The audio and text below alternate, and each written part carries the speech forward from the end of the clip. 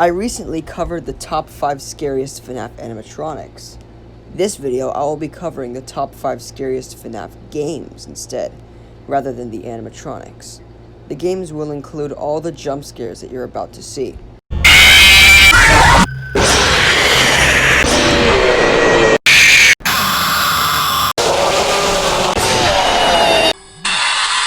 On this list, we only have one honorable mention, that being 6th place, going to Sister Location, for us having to work as a technician, crawl through tiny little vents, which will give us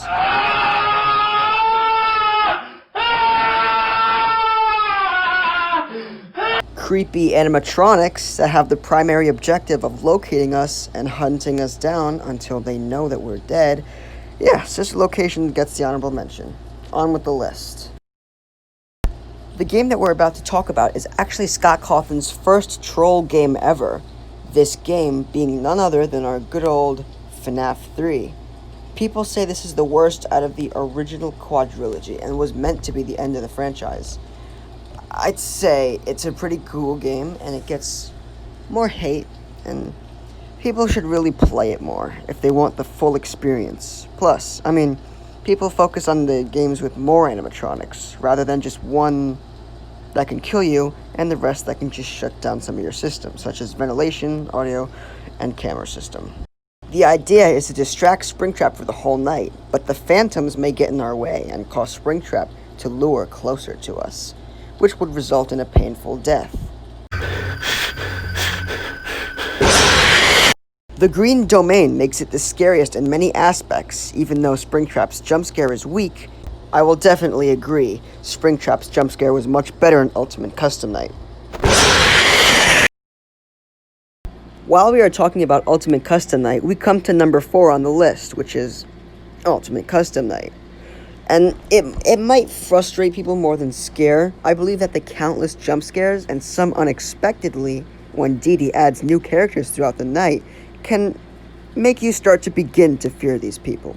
As well as housing some of the scariest animatronics in FNaF history into one game. Though it was originally planned to be a test who was a true FNaF player, it somehow made it on this list, because it's terrifying in many aspects, but not all.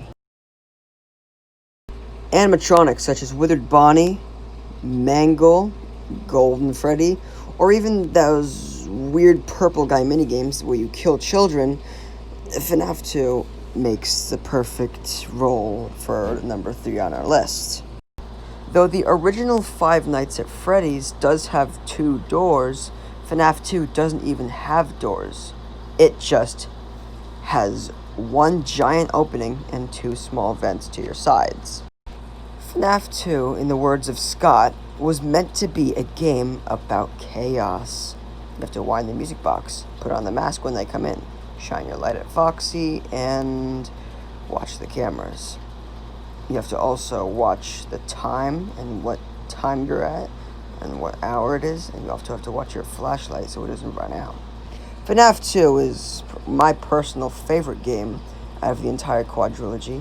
It's also scary, because you're trapped with 10 animatronics in one building. 11 if you count Balloon Boy. At number 2, we come to one of my personal favorite games, and the one that started it all, the original Five Nights at Freddy's.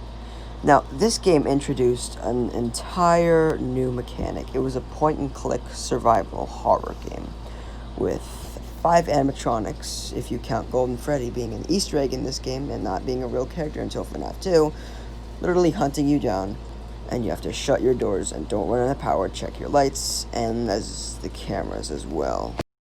There are scary moments in the series, such as Easter eggs, when you encounter the frightening Golden Freddy once in a while, or when the Endos stare at you along with Bonnie in the room. Though Scott made games such as The Desolate Hope, I find all the FNaF games, to be successful. Golden Freddy aside, you now have to face Foxy, Bonnie, Chica, and scariest of all, Freddy.